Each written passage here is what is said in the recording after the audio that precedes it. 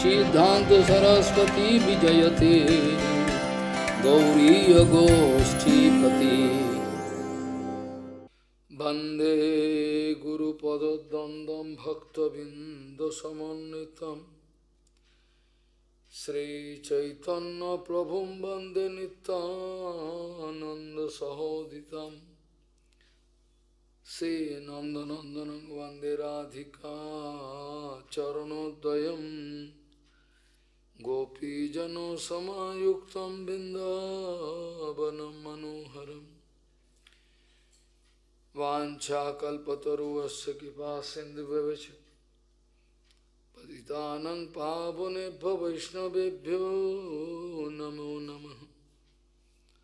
मूकं करोति वाचालं पङ्गुं लङ्घयति गिरिं यत्कृपातमहं वन्दे परमानन्दमाधवं। वृन्दावै तुलसीदेव वै पिया वै केशवस्य च कृष्ण भक्ति पदे देवी सत्ववत्त्वयि नमो नमः। नारायण नमस्कृत्य नरं चैव नरोत्तमं देवीं सरस्वतीं व्यासं ततो जयो मुदीरये। संकीर्तने कृष्ण कथोपदेशे गौरीयपत्रस्य प्रकाशने च सदानुरक्त गुरुभक्तियुक्तो भक्तिप्रमोदाक्ष जगोद्वरुन् ध्येयं सदा परिभवग्नमभीष्टदोहं तीर्थास्पदं शिवविरिञ्चनुतं शरणं वेत्तात्तिहं पुनतपालभवाद्दिपूतं वन्दे महापुरुषते चरुणारविन्दं यत्पादपल्लवनखचन्दमणिच्छटाय विस्फुरजित किमपि गववधू स्वदर्शि पूर्णानुरागरससागर सारमूर्तिः साराधिकामयि कदा कृपां करोसि। श्रीकृष्ण चैतन्य प्रभु नित्यानन्द श्री अद्वैत गदाधर शिवसदि गौरभक्तबिंद श्रीकृष्ण चैतन्य प्रभु नित्यानंद श्री अद्वैत गदाधर शिवसदि गौरभक्तबिंद। हरे कृष्ण कृष्ण कृष्ण हरे हरे हरे राम राम राम हरे। आजानुलंबित भुजौ कनकावदातो संकीर्तनैकवितरो कमलायताक्षो विश्वाम्बरो द्विजवरो जुगधर्मपालो वन्दे जगत्प्रियकरो करुणावतारो। हरे कृष्ण कृष्ण कृष्ण हरे हरे हरे राम राम राम हरे हरे। नमामि गंगे तव पादपङ्कजं सुरासुरैर्वन्दितो दिव्यरूपं भुक्तिं च मुक्तिं च ददासि नित्यं भावानुरूपेण सदा नरानं। गङ्गातरङ्गरमणीयजटाकलापं गौरी निरन्तरविभूषी त्ववामभागं नारायणो प्रियमनङ्गमदापहारं वाराणसीपुरवती भजवीशनाथं। वागीशजुष्वदने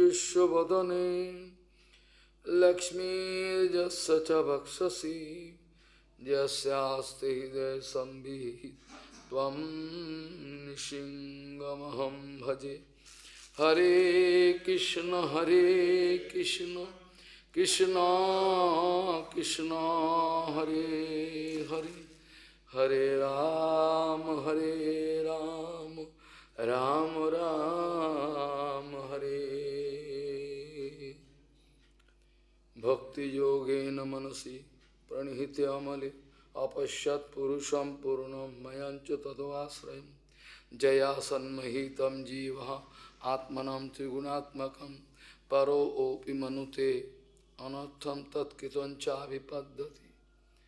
Bhakti yogena manasi pranihite amale apashyat purusham purnam mayancha tadvasrayam jaya sanmahitam jivahatmanam trigunatmakam paro opi manute anartham tatkichancha vipaddati.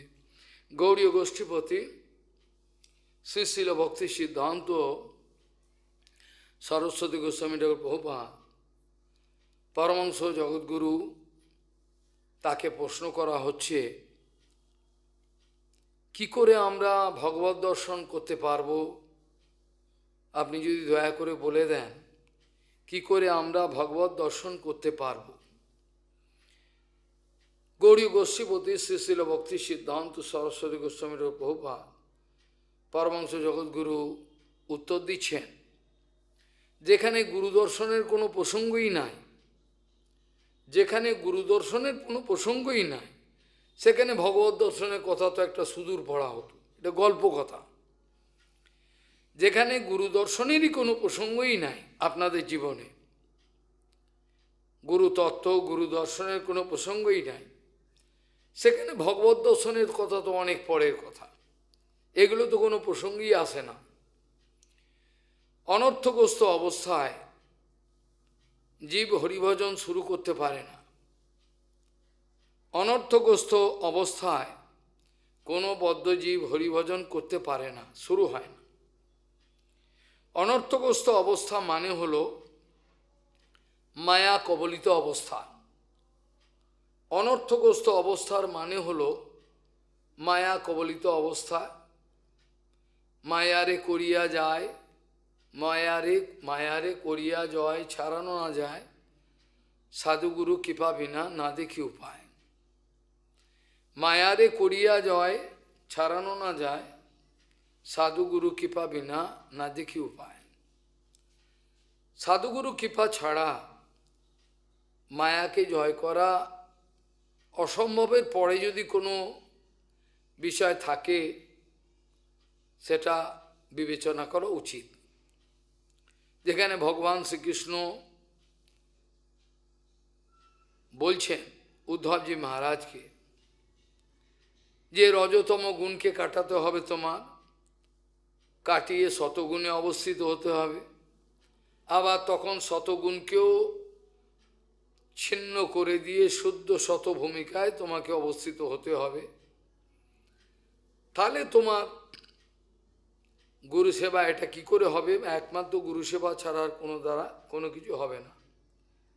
একমাত্র দ্য অনলি ওয়ে বলছেন। ওই জন্য বলছেন রজস্তমশ্চ সত্যেন সত্যঞ্চ উপশমেন চ এতৎ সর্বম গুরু ভক্তা পুরুষ হি অঞ্জসা জয়। রজস্তমকে শত দিয়ে কাটা, কেটে অন্তত শতভূমিকা তাতে অবস্থিত হওয়া, যে শতভূমিকাকে প্রাকৃত ভূমিকা বললেও অত্যুক্তি হয় না। শতভূমিকাটাও প্রাকৃত ভূমিকা, প্রাকৃত শতগুণ। এই অবস্থায় সুখে শান্তিতে থাকবো, কেউ যেন আমায় বিরক্ত না করে, আর জড়জগতের জ্ঞান ফ্যান অর্জন করবো, এরকম একটা নেশা পেয়ে বসে। এতে সুখে শান্তিতে আমি কাটাবো, এরম ধরনের একটা বিচার আসে। হাঙ্গামা পছন্দ হয় না। কিন্তু বৈষ্ণব জগতের বিচার হলো কি, তোমার সেবায় দুঃখ হয় যত সেও তো পরম সুখ। তোমার সেবায় দুঃখ হয় যত সেও তো পরম সুখ। এটা ভক্তি জগতের বিচার। আমাকে যেন কোনো বিরক্ত না করে, আমি শান্তিতে থাকতে চাই, এটাকেও বলে প্যাসিভ কাম। এটাও কাম। প্রভুপাদ বলছেন এটাকে বলে ভয়ঙ্কর প্যাসিভ কাম। এই কামটা চোখে দেখা যায় না, কিন্তু এই কামের প্রভাব এত সুদূর প্রসারী যেটা কল্পনা করা যায় না। আমি সুখে শান্তিতে থাকবো, আমাকে যেন বিরক্ত না করে, এটাও কাম, এটাকে বলে কাম। প্রপাত বলছেন আপনারা বিশ্বাস করুন, আপনাদের আর অন্য কোনো জন্মের জন্য অপেক্ষা করতে হবে না। আপনারা আমার কথায় বিশ্বাস করুন, আপনাদের আর অন্য জন্মের জন্য অপেক্ষা করতে হবে না। অনন্ত জন্ম কেটে গেছে, অনন্ত অনন্ত জন্ম কেটে গেছে। এখন জন্মলাভ করেছেন, করে আবার ফাজলামি করছেন, বলছেন এক জন্মে কি হয়, এক জন্ম মানে আপনি তো অনন্ত জন্ম আপনারা কাটছেন, আবার এক জন্ম বলছেন কি, কিন্তু অনন্তকাল।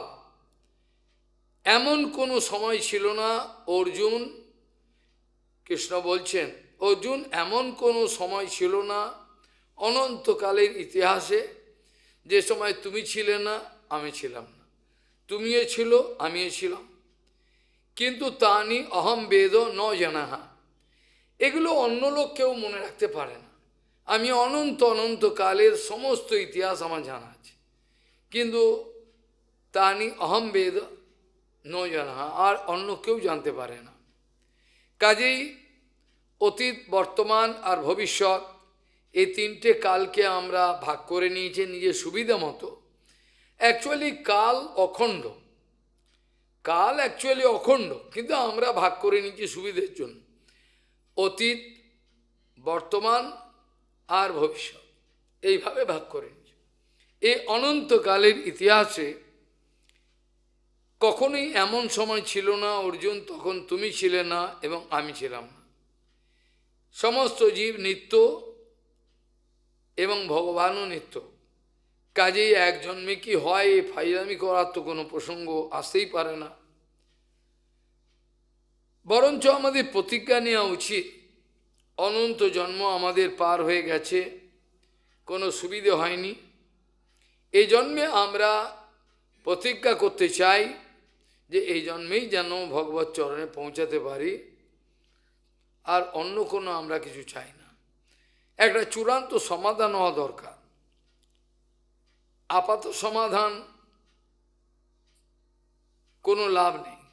এই জন্য আমাদের জন্য পার্মানেন্ট সলিউশন, নিত্যকালের যেন একটা সমাধান হয়। প্রভুপাদ বলছেন আমরা কতবার এই সংসারের বোকামির হাতে পড়ব, আর কতবার আমরা এই সংসারের বোকামির হাতে পড়ব। ভক্তিময় ঠাকুর কীর্তনে অনেকবার বলছেন, আর যে সংসার নাই লাগে ভালো, কাহা যাই কৃষ্ণ হেরি চিন্তা বিশাল। সংসার সংসার গরি বিথা গেল কাল, লাভ না হইল কেবল ঘটিল জঞ্জাল। কিন্তু এর বাইরে যাওয়ার আর কোনো রাস্তা নেই, এর বাইরে আর ভাবতে পারছে না কেউ। প্রভুপাদ বলছেন আপনাদের আর অন্য জন্মের জন্য অপেক্ষা করার কোনো প্রয়োজন নাই। আপনারা এই জন্মেতেই ভগবানের কাছে যেতে পারবেন, আমি আপনাদেরকে প্রতিজ্ঞা করে বলছি। কিন্তু আপনাদেরকে সেই সদ্গুরু ভগবানের সঙ্গে অভিন্ন বলে ভগবান বলা যায়, আমরা বলি না। কেন এলে বললে সাপের ল্যাজ অন্য লোক উল্টোপাল্টা ব্যবহার করবে। এই জন্য সদ্গুরু যিনি ভগবৎ প্রেরিত জন, তার পরিপূর্ণ যদি মনোভীষ্ট পূরণ করতে পারি, আমরা তার সুখবিধানের চেষ্টা করতে পারি। গৌরকিশোর বাবাজি মহারাজের কোনো খাওয়া দাওয়া বা কোনো অন্যরকম প্রতিষ্ঠার কোনো প্রসঙ্গ নাই। অনেকে বলেন বাবার কি সেবা করেছিলেন, উনি শিষ্য হয়েছেন কি সেবা করেছিলেন, দেখে রান্না করেছিলেন, কাপড় কেচেছিলেন। ওদের ধারণা খালি রান্না করা, কাপড় কাচা, বাথরুম মাজা এইগুলিই সেবা, এর বাইরে যে অন্য কোনো সেবা থাকতে পারে এদের ধারণায় আসে না। বহুদিন পূর্বের কথা বলছি, যখন শ্রী চৈতন্য মঠে ভগবত ইচ্ছায় হরিকথা আলোচনার দায়িত্ব পড়েছিল, সেই সময় সবার সঙ্গেই মিলেমিশে চলতাম, কারোর সঙ্গেই আমার কোনো অসুবিধা হতো না। অসুবিধা অন্য জায়গায় দেখা দিল, সেটা শুনে লাভ নেই। সেখানে কানপ্রিয় বাবা থেকে আরম্ভ করে হরিদাস বাবা সবাই চান শ্যাম বাবা বলুন, কেন জানি না। আর সেই সময় ছিলেন আমাদের ভাগবত মহারাজ ছিলেন অসুস্থ, তিনি চোখেও দেখতে পাচ্ছেন না, তিনি ঘরেতে থাকেন। আমি মাঝে মাঝে গিয়ে তারও দর্শন করি, তার সঙ্গে দর্শন করে তার সঙ্গে কথা বলি। তিনি আনন্দ পান কেন জানি না, আমি বলতে পারবো না, বিভিন্ন রকম। ওই সময় যেসব হরিকথা আলোচনা হতো তাতে আমার প্রতিষ্ঠা আসার সম্ভাবনা ছিল খুব বেশি, কারণ যেটা ওটা চৈতন্যমঠ মূল মঠ। কাজেই হয়তো ভগবান এই জন্যেই আমাকে সেখান থেকে বাহ্য দৃষ্টিতে একটু দূরে রাখলেন, কারণ ওখানে প্রতিষ্ঠা হওয়ার খুব প্রবল সম্ভাবনা দেখাইতো। বাংলাদেশ এখানে সব লোক আসছে, এরকম ধরনের একটা ব্যাপার ছিল। যাই হোক, এখন প্রশ্ন হলো এই যে এক জন্মেতেই তার কৃপা পাবো, এটা কোনো কথা হলো না। আমাদের অনন্ত জন্ম আমাদের কেটে গেছে, আর এই জন্মে আমরা ভগবানকে লাভ করব কি না করব, তার উত্তরে প্রভুপাদ বলছেন 100 বার আপনারা এই জন্মেই আপনারা লাভ করতে পারবেন, আর অন্য কোনো জন্মের জন্য আপনাদের অপেক্ষা করার কোনো প্রয়োজন নাই। কেবল সদ্গুরু চরণের মনোভীষ্ট পূরণ করতে পারলে, নিরন্তর সেবা করতে পারলে, নিরবচ্ছিন্ন। কারণ গুরু সেবার মধ্যে যদি কোনো ছেদ হয়, আমি একটু রিটায়ার করব 2 দিনের জন্য বা 10 দিনের জন্য, বা এখন আমি পেনশনভোগী হব, এরকম ধরনের ব্যক্তির সিদ্ধি লাভের কোনো সম্ভাবনা নাই। এরকম ব্যক্তি কোনো সিদ্ধি লাভ করতে পারবেন না। গুরু সেবার নৈরন্তর্য বিধান না করা পর্যন্ত কোনো লাভ হয় না। শ্রীল ভাগবত মহারাজ তার পুরনো দিনের অনেক কথা বলতেন। মঠের অনেক সেবক আমার নামে অভিযোগ করত। শ্রীল ভক্তিবিলাস তীর্থ গোস্বামী মহারাজ, ওনার গুরুদেব কুঞ্জবিহারী বিদ্যাভূষণ আমারও গুরুদেব, তাকে বলতো এ কোনো সেবা করে না মহারাজ। গুরু মহারাজকে বলতো এ কোনো সেবা করে না, খালি বসে থাকে। তো মহারাজ একদিন আমাকে বললেন, সবাই অভিযোগ করছে তুমি নাকি কোনো সেবা করো না, বসে থাকে চুপচাপ। তো গুরু মহারাজ, আপনি আমাকে যা সেবা দিয়েছেন আপনি দেখে নিন, আমি সেই সেবাগুলো করেছি। এই সমস্ত কতদিন লাগে, সমস্ত সেবা করেছি, করে দেখালেন। তখন মহারাজ বুঝলেন এর মধ্যে ভেজাল আছে। যাই হোক, কোনো কথা নয়। এইভাবে একটা জন্মেই যদি গুরুদেবের অভীষ্ট পূরণে সমর্থ হয় কেউ, গৌরকিশোর দাস বাবাজি মহারাজ নিশ্চয়ই আশা করছেন না আমার প্রভু আমাকে রান্না করে খাওয়াবেন, আমার কাপড়গুলো কেচে দেবেন। কাপড়ই নেই, আর কি কাপড় কাচবেন? এই অবস্থায় তাদের ধারণা হলো বাবার কোনো বাহ্যিক কোনো সেবা করেন নাই, অতএব তার কোনো সেবাই করেন না। কিন্তু এরা জানে না প্রভুপাদের মনোভীষ্ট আমরা পূরণ করার চেষ্টা করলে প্রভুপাদের সেবা হয়ে যায়। তার সঙ্গে গুরুদেবে এটা বারবার আমাকে জানিয়েছেন, অ্যানালিটিক্যালি বলেছেন, তুমি যদি প্রভুপাদের সেবা, এই ব্যাসাসনে বসে বলছি, তুমি যদি প্রভুপাদের সেবা করতে পারো তাহলে আমার সেবা হয়ে যাবে। তুমি যদি পরম পূজা মাধব গোস্বামী মায়ের সেবা করতে পারো, আমার সেবা হয়ে যাবে। তুমি যদি শ্রীধর গোস্বামী মায়ের সেবা করতে পারো, আমার হয়ে যাবে। এইভাবে বুঝলাম ওরা একত্বতা প্রাপ্ত হয়েছেন। বাইরে শরীর আলাদা, বাহ্য দৃষ্টিতে এদের শরীর আলাদা, তাহলে এই কথা কী করে বললেন? তিনি বলেই দিলেন পরিষ্কার, যারা প্রভুপাদকে ভালোবাসে, কেশব গোস্বামী মহারাজ, শ্রীধর গোস্বামী মহারাজ, এদের সেবা করলে আমার সেবা হয়। কিন্তু অন্য দল বলছেন যে প্রভুপাদের কোনো সেবা, ইনি তো গুরুদেবের কোনো সেবা করেনি। আমি তারস্বরে ঘোষণা করে দিচ্ছি, আমি গুরুদেবের কোনো সেবা করি নাই, আপনারা আমার কাছে আসবেন না। আমি নিজেই ঘোষণা করে দিই। ইংরেজি কথা তো বলেছি, ডোন্ট কাম টু মি। জিজ্ঞাসা করুন, ওদের রেকর্ডিং আছে। আমার গুরুদেব কনিষ্ঠ ভক্ত, আপনারা আসবেন না আমার কাছে, যান অন্য জায়গায় যান।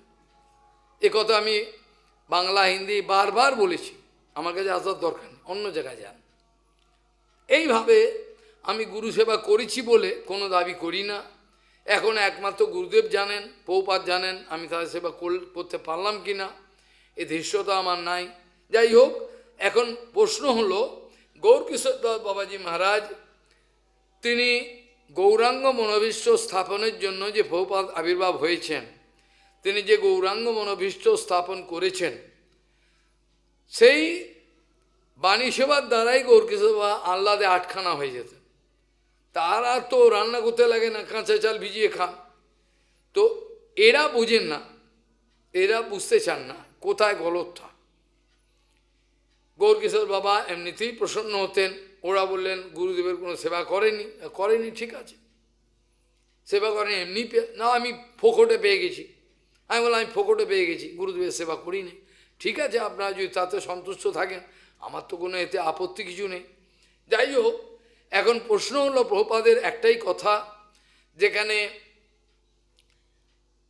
গুরু দর্শন বৈষ্ণব দর্শন হলো না, যেখানে অনর্থগ্রস্ত অবস্থায় আমি খাচ্ছি, যেখানে মায়ারে করিয়া যায় ছাড়ানো না যায়, সাধুগুরু কৃপা বিনা না দেখি উপায়, এসবের কোনো উপায় অন্তর খুঁজে পারবার আমার কোনো প্রচেষ্টাই নাই।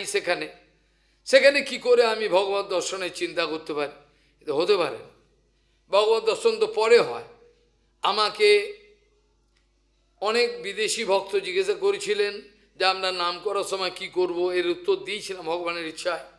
প্রভুপাদের এই উত্তর যে গুরুপদ পদ্ম হলেন এক স্বচ্ছ মাধ্যম, যার মাধ্যমে আমরা অপ্রাকৃত জগতের সব কিছু দর্শন করতে পাই।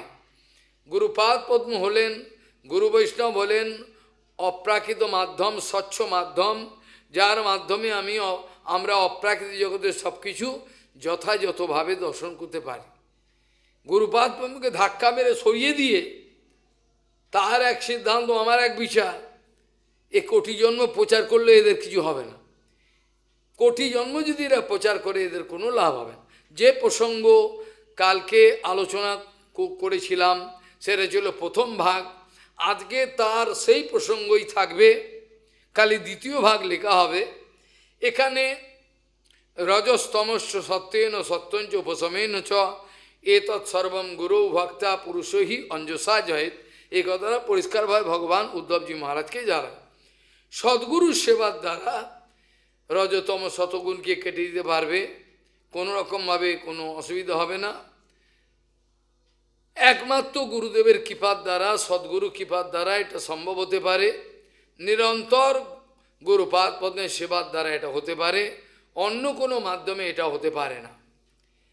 আমাদের সমগ্র জীবন, প্রভুপাদ বলছেন, যদি আমাদের সমগ্র জীবন কেবল মায়া কাটাবার জন্যই ব্যয় হয়ে যায়, আমরা তাহলে ভজন কবে করব?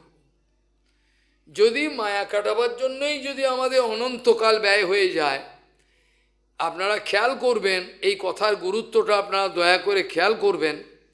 যদি আমাদের অনন্ত জীবন চলে গেছে, আরও যদি বাকি অনন্ত জীবন খালি আমাদের মায়া কাটাবার জন্যই চলে যায়, তাহলে আমরা কবে ভজন শুরু করব? কারণ মায়া না গেলে তো হরিভজন শুরু হয় না। এই কথা তো অনেকবার শুনেছেন, যদিও বিরক্ত হয়েছেন আমি জানি, কিন্তু এ কথা শুনেছেন যে মায়া না গেলেও হয় না। প্রভুপাদ বলছেন, অনর্থ নিবৃত্তি না হলে অর্থ প্রবৃত্তি কী করে হবে? অনর্থ আমি নিজেকে, আমার ক্যান্সারগুলো, বিভিন্ন কুষ্ঠরোগগুলো আমি আমার হৃদয়কে ভালো জামা কাপড় পরে এবার বিভিন্ন রকমভাবে লুকিয়ে রাখছি, লোককে জানতে দিচ্ছে না। যেখানে অনর্থ নিবৃত্তির কোনো প্রসঙ্গ হলো না, সেখানে অর্থ প্রবৃত্তি, অর্থাৎ অর্থকে চাই। কোন অর্থ? ধর্ম অর্থ, কাম অর্থ না, পরমার্থ। প্রভুপাদের ভাষাগুলো বুঝবেন, প্রভুপাদের ভাষাগুলো বুঝবার চেষ্টা করবেন। তিনি বলছেন, হে মহোদয়গণ, যদি আমাদের অনর্থ নাই গেল, অনর্থ অপসারিত হলো না, তাহলে অর্থ প্রবৃত্তি আমাদের কি করে হবে? অর্থাৎ পরমার্থের প্রতি লোভটা, আমি ভজন করব, সে আনন্দময় জগতে প্রবেশ করব, গুরু বৈষ্ণবের আলিঙ্গন করব, তার চরণোদ্বয়, এই একটা আশা বেঁধে আমরা তো নেবেছি। এই যে ঝাঁপ মেরেছি, এই যে আমরা সংসার থেকে মা বাবাকে মেরে রেখে ঘাটে পাঠিয়ে ঝাঁপ মারলাম দুম করে, এটা কিসের জন্য? কিছু কামিনী কাঞ্চন লাভ, পূজা, আর চোখে দেখবো কোথায় কি কামিনী আছে নাকি, এগুলো দেখার জন্য করলাম কি জন্য এলাম? এগুলো তো আসার দরকার ছিল না। পিতামাতা মরে গেল কাঁদতে কাঁদতে, তাদেরকে কাঁদিয়ে মেরে রেখে আমি এলাম। তাহলে এখানে যদি আমি ভগবত ভজন না করি, তাহলে তো আমার ঋণ তো শোধ হবে না, হবে কি? আমার ঋণ শোধ হবে, আমাকে মরতে হবে জ্বলে পড়ে, না ঘরকা না ঘাটকা, কোনো হলো না, দুটোর একটাও হলো না। কাজে এই ব্যাপারে অত্যন্ত গুরুত্বপূর্ণ বিষয়, মায়াকে ছাড়ানোর কোনো প্রসঙ্গই আসতে পারে না একমাত্র সদ্গুরু বৈষ্ণবের সেবা ছাড়া কোনো মতেই মায়াকে কাটাতে পারবেন না। কাল আলোচনা প্রসঙ্গে আমরা বলছিলাম যে মায়ার কথা এত আমরা ভয়ভীত হয়ে রয়েছি, সেই মায়াকে অতি অনায়াসে আমরা যত করতে পারবো। প্রবাদ বলছেন এরমভাবে, যেটা ভাগবতে বললেন অঞ্জসা মানে কি? এরমভাবে আমরা চুটকি মেরে মায়াকে জয় করতে, বলেন কি চুটকি মেরে? মায়াকে জয় করো তো কোনো বিশেষ ব্যাপার না, কারই গুরুদেবের চরণটাকে ধরো ভালোবেসে, মিথ্যে কথা জানো না। ডুপ্লিসিটি থাকলে মায়াদেবী তোমাকে ডুপ্লিসিটি করে দেবে, ভালো করে চাটনি খাইয়ে দেবে। একমাত্র চুটকি দিয়ে এই সংসার জয় হয়, চুটকি দিয়ে। অনর্থ চলে যাওয়ার পর সমস্ত মায়া যখন কেটে গেল, তখন আমরা যদি ভগবত সেবার জন্য ব্যস্ত হয়ে পড়ি তাহলে লক্ষণ ভালো। আর যদি ভগবত সেবার জন্য ব্যস্ত না হয়ে আমরা যদি এবার নির্বিশেষ ব্রহ্মের আরাধনায় ব্যস্ত হয়ে পড়ি, অহম ব্রহ্মাস্মি বিচার চলে আসে, তাহলে ঠকে গেলাম। পরমাংশ কিন্তু ওদেরও হয়, কিন্তু সেই পরমাংশে আমাদের কাজ নেই। ভগবান এইখানেই বলবেন, উদ্ধব ওরা ওই অবস্থায় ওঠে, বিষয় থেকে উঠে নির্বিশেষ ব্রহ্মতে বিলীন হয়ে আনন্দে। কিন্তু উদ্ধব এদের সঙ্গে আমার ভক্তের কিন্তু মিলিয়ে ফেলো না, এই কথা এখানেই বলবেন। উদ্ধব বাহ্য দৃষ্টিতে জ্ঞাননিষ্ঠ ব্যক্তিও পরমাংশ হয়, কিন্তু তাদের কোনো সুবিধা হয় না, তারা সেবার জন্য ব্যস্ত হয় না, তারা আমাকে যে আনন্দ দেবে, আমার যে সুখবিধান, এই চেষ্টা ওদের থাকে।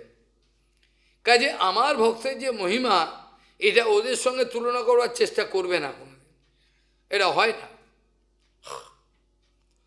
তাহলে কালকে বলছিলাম মায়া জয় করা ভয়ঙ্কর বিষয় হলেও বাস্তবিক শাস্ত্রের বিচারে আমরা দেখতে পাচ্ছি অনায়াসে জয় করা যাবে। অঞ্জসা। কিন্তু এই অনায়াসে জয় করার পেছনে রহস্যটা কিছু আলোচনা করা দরকার। কেন আপনি এত গুরুত্ব দিলেন মহামায়া যোগমায়ার প্রসঙ্গকে, এত গুরুত্ব দিলেন কেন? গুরুত্ব দেওয়ার পেছনে কারণ হলো ভক্তিবিনোদ ঠাকুরের সিদ্ধান্ত বিচার, প্রভুপাদের বিচার, গুরুপাদ পদ্মের সমস্ত শাস্ত্রের বিচার এই কথা জানাচ্ছেন যে মহামায়াকে অপমান করে উপেক্ষা করে কেউ কোনোদিন ভগবানের চরণ যেতে পারেন নাই। মহামায়াকে উপেক্ষা করে আজ পর্যন্ত কেউ কোনোদিন ভগবানের চরণে যেতে পারে না। মহামায়াকে উপেক্ষা করা যায় না। মহামায়া যদি কৃপা করে আমাদের ছেড়ে দেন, তাহলে আমরা এই জগতের বন্ধন ছিন্ন হয়ে যেতে পারি, তা নাহলে যাওয়ার কোনো সম্ভাবনা দেখা যাচ্ছে না, কোনো সম্ভাবনা নাই। মায়া জয় প্রসঙ্গ প্রথমেই এখানে বিচার্য বিষয়। ভগবানের অন্তরঙ্গা শক্তি, ভগবানের অন্তরঙ্গা শক্তি এটাই হলো শক্তি, ইন্টারনাল পোটেন্সি। কিন্তু ভগবানের অন্তরঙ্গা শক্তির বাইরে আর একটা শক্তি আছে বলে মনে হয়, কিন্তু এই অন্তরঙ্গা শক্তি না থাকলে এটার কোনো অস্তিত্ব থাকে না, তাকে বলা মায়া শক্তি। কথাটা বুঝুন, কথাটা কীরকম। সেখানে বলছেন অন্তরঙ্গা শক্তি, এই অন্তরঙ্গা শক্তি হলো মূল শক্তি, এর বাইরে আরেকটা শক্তি এই প্রাপঞ্চিক জগতে আরেকটা শক্তি আছে বলে মনে হয়, কিন্তু ওই শক্তিটা না থাকলে এটা থাকে না। আপনার যেমন কায়া না থাকলে ছায়া থাকে না, সেরকম মূল ওই অন্তরঙ্গা শক্তি না থাকলে ছায়া শক্তি থাকবে না, এটাকে ছায়েব, এটা ছায়া। কিন্তু ছায়া হলেও আমরা ছায়ার সঙ্গে তুলনা করেছি, আমরা তুলনা করলাম, কিন্তু এখানে একটা ফ্যালাসি আছে, একটা রহস্যময়। একই পৌড়া মা বসে রয়েছেন, আমি যখন আদর করে তাকে পুজো করছি, তিনি আমার সামনে, তিনি তার সময় যোগমায়া স্বরূপ প্রকট করলেন। আবার উনি অন্য জগতের অন্য অভিলাষী তাদের কাছে প্রকট করলেন মহামায়া স্বরূপ। বস্তু কিন্তু একটাই, বস্তু কিন্তু দুটো নয়। কাত্যায়নী দেবীর সামনে ব্রজগোপিকা বাচ্চাগুলো 4-5 বছর যখন আরাধনা করছেন, তখন তাদের প্রার্থনার রহস্যটা বোঝবার চেষ্টা করবেন। এটা বহুপাদ আমাদের বোঝাবার চেষ্টা করেছেন, ওদের প্রার্থনাটা দেখুন। কাত্যায়নী মহামায়ে মহাযোগী নদীশ্বরী নন্দগোপ ও সুতম দেবী পতিংমে কুরুতে নমঃ। এই রহস্যর ব্যাখ্যা করতে গেলে অনেক সময় লাগে। আমি একটা স্কেলিটন ডিসকাশন যাকে বলে একটু টাচ করে যাব। শব্দগুলো কি খেয়াল করবেন। কাত্যায়নী বললেন, কাত্যায়ন ঋষির কন্যারূপে তিনি কাত্যায়নী, এর কোনো আপত্তি নেই। মহামায়, তাকে বলছেন মহামায়, শুধু মায়া নয়, মহামায়। তারপর বলছেন মহাযোগীন নদীশ্বরী, যিনি আমাদেরকে যোগযুক্ত করান কৃষ্ণের সঙ্গে, আমাদেরকে যোগযুক্ত করাতে পারেন ভগবানের তৎশক্তি তৎপ্রকাশ করতে পারেন।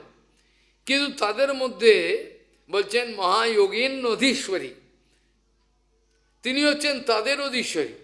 তাদেরকে কৃপা করবেন, তারা এবার কৃপা করতে পারবেন। অর্থাৎ এক কথায় বলতে গেলে অন্তরঙ্গা শক্তি স্বরূপ শক্তির কৃপা যতক্ষণ না হলো ততক্ষণ আমরা ভেলকিবাজিতে পড়ে থাকবো। ভেলকিবাজি, মায়াদেবী কাজকলা, কিচ্ছু হবে না। তাহলে কাত্যায়নী মহামায়ে মহাযোগের নদীশ্বরী নন্দগোপ সুতম দেবী পতি মে কুরুতে নমঃ, যিনি আমাদেরকে, যদি গোপিকাগারা গোপিকা ছোট ছোট গোপিকা যারা আছেন তারা প্রার্থনা করেছেন, তারা নন্দগোপ সুতম দেবী প্রতিমে, কিন্তু আমি যদি সক্ষরসের ভক্ত হই তাহলে কী হবে? তাহলেও তিনি যোগযুক্ত করাবেন। তিনি সক্ষরস, বাৎসল্য রস, দাস্য রস, যা কিছু যোগযুক্ত করিয়ে দেওয়ার দায়িত্ব কিন্তু, এটা সন্দর্ভ তো লিখেছেন জীব গোস্বামীপাদ। সদ্যমুক্তি যাদের হয়, কী ভাব নিয়ে মুক্ত হয়েছে, কিভাবে তাকে মুহূর্তের মধ্যে নিয়ে গেলেন কোথায়, অন্য একটা ব্রহ্মাণ্ডে গিয়ে কি স্বরূপ দিলেন, এগুলো ব্যাখ্যা আছে। এগুলো এখন বুঝবেন না, অনেক ভজন করতে হবে। অনেক গোপকুমারের ক্ষেত্রে আমরা সুবিধে পেয়েছি, কেন, যদিও গোপকুমার ভগবানের নিজজন, তিনি ইচ্ছা করে লীলা করে দেখিয়েছেন ক্রমমুক্তি। এখান থেকে ওখানে গেলে কী হয়, ওখানে গেলে ওখানে গিয়ে কী হয়, কী সুবিধে পাবো, আমাদেরকে মাথায় ঘোল ঢেলে দেখি দিয়ে দেখ, এখানে গেলে এই পাবি, এখানে গেল, কিছুতেই তিনি লেগে থাকেননি। দেখেছেন কি, দ্বারকায় গিয়েও ভাল লাগছে না।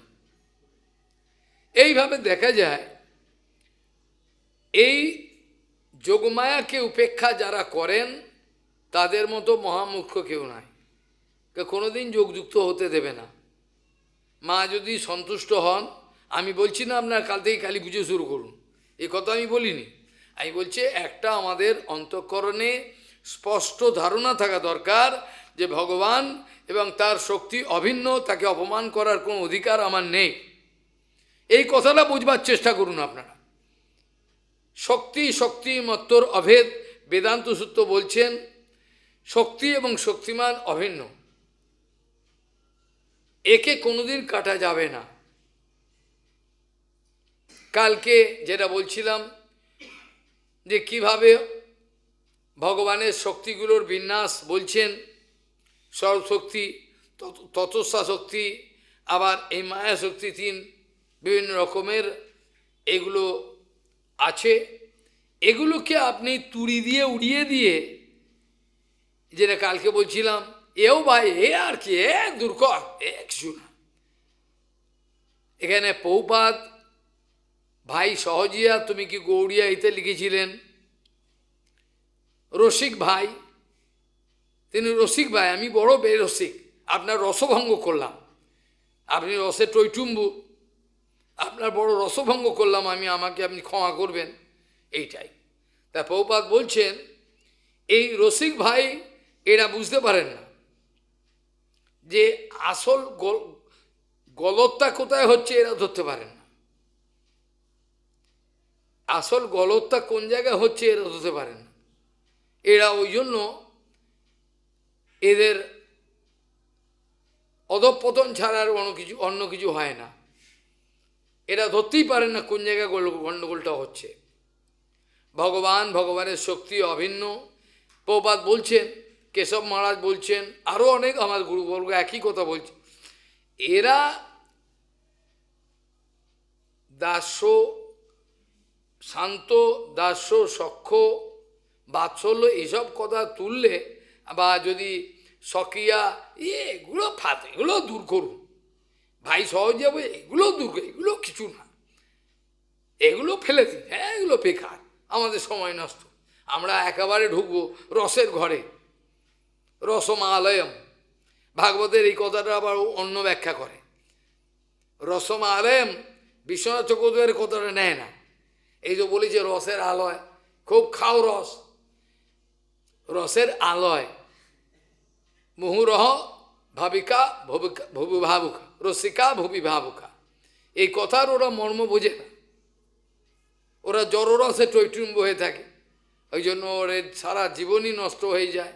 কাঁচা গুরুর পাল্লায় পড়েছে, অসৎ গুরুর পড়ল, গোপী বানিয়ে দিল রাতারাতি, মর এবার যন্ত্রণায় ছটফট করে, কি করবে? কাম মানুষকে কি ছাড়ে রে ভাই? কোনো ব্যক্তি দেখাতে পারবে, দেখাতো কাম ছাড়লো, কামের জ্বালায় কেউ আত্মহত্যা করছে, বা বর্ষানায় বলেছিল কিভাবে ছেদ করছে অঙ্গ, আয় হায় হায়, এটা কি পথ নাকি? মায়া জয় করা এটা কি পথ? কাম জয় করা এটা কি পথ? মূর্খের দল, এটা কি কাম জয় করার পথ? সাধুগুরু বৈষ্ণবকে দেখো, ওরা আনন্দে বিরাজমান, কি ওদের জ্বালা যন্ত্রণা আছে কিছু? যন্ত্রণাটা কোথায়? কামেতেই যন্ত্রণা, নানা রকম কাম। কাজেই মায়াকে এরমভাবে পরাস্ত করার যে চেষ্টা করবে, তার কোটিগুণ সমস্যা বাড়তে থাকবে। জেনে রাখুন, যে মায়ার সঙ্গে লড়াই করবে, আমি মায়াকে কাটবো, আমি দেখবো না কোনো মেয়ে ছেলেকে, কোনো মেয়ে ছেলেকে দেখবে, আরে কেন দেখবি না ভাই? এ তো ভগবানের সৃষ্টি, তোর মধ্যে দুর্বলতা আছে, তাই জন্য তুই এরম করছিস, তোর মধ্যে দুর্বলতা, কাম আছে, কেন? তো ভগবানের সৃষ্টি, তুমিও ভগবানের সৃষ্টি, তোমাকে এইভাবে কাম জয় করার কথা বলা হয়নি, তোমাকে বলা হয়েছিল শুদ্ধ গুরু বৈষ্ণবের সেবা করো। প্রপাত বলছেন সহজিয়াগণ, শুদ্ধ গুরু বৈষ্ণব সেবার মাধ্যমে যে কাম জয় করা যায়, এটাকে তারা উপেক্ষা করে, এটা কিছু, আমি নাক টিপে হরে কৃষ্ণ করবো, নাক টিপবো, হরে কৃষ্ণ করবো, নাক টিপে কুড়ে ঘরে বসবো, লিখে দেবো 3 লক্ষ জপি সাধু, 3 লক্ষ। কৃষ্ণনগরে এক পাগল বাবা এসেছিল, সে এসে দামোদর মহারাজকে বললো আপনি লিখে দিন, এখানে 3 লক্ষ নাম চক্রে এক সিদ্ধ মহাত্মা থাকে। দামোদর মহারাজ দূর হয় এখান থেকে, শিগগিরই যা, খালি ঘর জায়গা, এই হলো ব্যাপার। প্রপাত বলছেন এরা অনুভবই করতে চায় না, এরা এটা বুঝতে চায় না, জানতে চায় না, এরা বুঝতে চায় না যে একমাত্র শুদ্ধ গুরু বৈষ্ণবের সেবার দ্বারাই নাম রাজ্যে প্রবেশ, অর্থাৎ নামের যে অগাধ রাজ্য, সবই তো নাম, নাম ছাড়াও তো কিছু নেই, যা করবে সব নাম, এই নামের রাজ্যে প্রবেশ হবে, অর্থাৎ নামই আর নাম যে অভিন্ন সব দেখছে, এটা এখন নয়। প্রপাত বলছেন সহজিয়াগণ তারা কৃত্রিম উপায়ে রসোপাসনাকেই গুরুত্ব দিয়ে সাধুগুরু বৈষ্ণবকে ধাক্কা দিয়ে ও সেবা করে সময় নষ্ট, তো দিয়ে দিয়েছে কপি, না আর চিন্তা কি, গোপী হয়ে যাব রাতারাতি। প্রপাত এই কথা জানাচ্ছেন আমাদের জন্য। এখন প্রশ্ন হলো এই যে মায়াতত্ত্বের বিষয়ে আমরা আলোচনা করছি, মহামায়া এবং যোগমায়ার যে অপূর্ব রহস্যটা, তিনি মহামায়া, তিনি ছায়া প্রকট করবেন, আবার যিনি মহান বৈষ্ণব তার কাছে যাবেন, তার কাছে একবার যোগমায়া তার স্বরূপ প্রকট করে দেবেন, তাকে আশীর্বাদ করে দেবেন, মা যোগযুক্ত করে দেবেন। তুই নাম করতে বসলে বাবা, তুই আমাকে মা বলেছিস, নাম করতে বসলে সব দেখতে পাবি, আস্তে আস্তে বৃন্দাবন গোবর্ধন সব আস্তে আস্তে তোর কাছে স্ফূর্তি হবে। দক্ষিণ ভারতে একটা প্রসিদ্ধ ঘটনা আছে, একজন মায়ের ভক্ত এরকমভাবে ভজন করেছেন, মা তোকে প্রকট হয়ে কোলে নিয়ে স্তনপান করেছেন। অত কথার কারণে আমাদের গৌরাঙ্গ মহাপ্রভু দেবীভাবে নৃত্য করে ভক্তদেরকে স্তনপান করিয়েছিলেন, হরিদাসও স্তনপান করেছিলেন। তো অত দূরে যাওয়ার দরকার নেই আমার, প্রত্যক্ষ। প্রথম প্রশ্নই হলো মায়া জয় করার প্রসঙ্গ, কিন্তু মায়াকে এইভাবে জয় করা যাবে না। সার্বভৌম ভট্টাচার্যের একটা ঘটনা দেখলে আপনারা বুঝতে পারবেন, এই পুরো সমগ্র ভারতবর্ষের মধ্যে অদ্বিতীয় পণ্ডিত, যার বরাবরই কেউ নেই। সমগ্র ভারতবর্ষ মানে সমগ্র পৃথিবীতে বলা যায়, সমগ্র ভারতবর্ষ বললে আর কোথায় পণ্ডিত থাকবে, তা ভারতবর্ষের মধ্যে পুরো পৃথিবীতে। তিনি যখন মায়াবাদ ছিলেন, ভালো করে খেয়াল করবেন, তার মধ্যে এতটাই অহংকার ছিল, সে ভগবানকে শিক্ষা দেবেন, বসো, আরে বুঝছো আমি যে বেদান্ত পাঠ করলাম কিছু বুঝছো? এখন বলছো আমি কিছু বুঝতে পারছি না। আমরা আরে বোকা নাকি? এতদিন ধরে আমি বলছি, তুমি হ্যাঁ না বলবে তো? হ্যাঁ, তুমি শুনে চুপ করে থাকো, আমি বুঝবো কী করে? বোঝো কি না বোঝো আমি কী করে জানবো? তখন মহাপ্রভু খাপটাকে খুললেন, আপনি যখন মূল বেদান্তের অর্থগুলো তখন মানে বুঝি, যখন ব্যাখ্যা করছে, হ্যাঁ মানে কত বড় কথা, হ্যাঁ এত বড় কথা, আমার ব্যাখ্যা বুঝতে পারছো না? বলে আপনি তো ব্যাখ্যাটাকে তো ঢাকা দিয়ে দিচ্ছেন, মূল যে অর্থটাকে ঢাকা। ওরে মাথা ঘুরে গেছে। মাথা ঘুরে যাওয়ার পর যখন মহাপ্রভু বলতে আরম্ভ, খুব তর্ক বিতর্ক হলো, যে এতে নীলাচলে বেদান্ত ব্যাখ্যা আছে। তারপরে যখন গৌরাঙ্গের কৃপা হলো, তখন তো পাগল হয়ে যাওয়ার উপক্রম, কাঁপতে কাঁপতে ভূমিতে পড়ে গেলেন। মহাপ্রভু স্পর্শ করে তুললেন, সর্বম ওঠো, কি হলো? উঠেই আর কোনো দেখতে পাচ্ছেন সেই স্বরূপ, সরভুজ, বৈরাগ্য বিদ্যা নিজ ভক্তি যোগ বলতে আরম্ভ করলেন। শত শ্লোক মহাপ্রভু বলেছিলেন, শত শ্লোক করি তুমি যে কইলে স্তবন, যে জন কইবে ইহার শোভন পঠন বা পাঠন করেছে, সেই জন সব কৃতকৃতার্থ মহাপ্রভু আশীর্বাদ। বৈরাগ্য বিদ্যা নিজ ভক্তি যোগ শিক্ষার্থমেকম পুরুষ পুরাণ শ্রীকৃষ্ণ চৈতন্য শরীরধারী কৃপাম্বুধির্যস্তমহম প্রপদে। এখন বলছেন বৈরাগ্যটা বিদ্যা, আগে জানতেন বৈরাগ্যটা অবিদ্যা, ওটা তো অবিদ্যাই ছিল। তাহলে আমি একটা উদাহরণের মাধ্যমে আপনাকে পরিষ্কার করতে চাই, সেই সার্বভৌম ভট্টাচার্য যিনি মহাপ্রভুকে শিক্ষা দেবেন বসিয়েছেন, ছাত্র শিষ্য, সেই মহাপ্রভু এখন পায়ে ধরে কাঁদছেন, আমার পুত্র পরিজন যদি মরে যায় তবু সহ্য করা যায়, তোমার বিরহ সহ্য করা যায় না। কী করে হলো? তার পেছনে রহস্য কি? মহাপ্রভু ওর অভিমানটাকে ধ্বংস করেছে। যতদিন আমাদের অভিমানের গর্বরূপ পর্বত থাকবে, অনেকে বলে আমার অভিমান নেই, আমার অভিমান নেই, ওইটাই তো অভিমান। আমার অভিমান নেই, ওদের আছে, আমার অভিমান, ওইটাই তো অভিমান তোমার। আমার অভিমান নেই যে চিৎকার করে বলছে না, ওইটাই তো এক ধরনের অপমান। ওইটা কি? আমার অভিমান নেই চিৎকার করছে না, ওইটাই তো একটা অভিমান, ওটা তো বোঝে না। যে বলছে না ভগবান নেই, ভগবান নেই, ভগবান নেই চিৎকার করছে, আরে ভগবান নেই, ভগবান নেই চিৎকার করার তো দরকার নেই, মূর্খের মতো। ভগবান যদি নাই থাকে, ভগবান নেই বা আছে প্রসঙ্গই আসে না, যে বস্তুর আত্মান্তিক অভাব বেদান্তে, তো এগুলো প্রসঙ্গ এখন তুলব না। তা এখন সর্বভট্টাচার্যের যে নির্বলিক অবস্থাটা হলো, ভালো করে খেয়াল করুন, ভক্তসঙ্গ পেল, গৌরাঙ্গের কৃপা, গৌরাঙ্গ থাকে। কারণ কারণ গোপীনাথ আচার্যের ইচ্ছা ছিল, এই বনুই, এই গোপীনাথ আচার্যের ইচ্ছা ছিল, এ কিছুতেই বুঝতে পারছে না এত বড় পণ্ডিত বলে। গোপীনাথ আচার্যের যে মানসিক ইচ্ছা, গোপীনাথ আচার্যের যে মানসিক ইচ্ছা, এই ভক্ত হলে ভালো হয়, গৌরাঙ্গ মহাপ্রভু নাহলে সার্বভৌমাচার্যকে উদ্ধার করতেন না। গোপীনাথ আচার্য মহান ভক্ত, ব্রহ্মা তাকে বলা হয়। এই গোপীনাথ আচার্য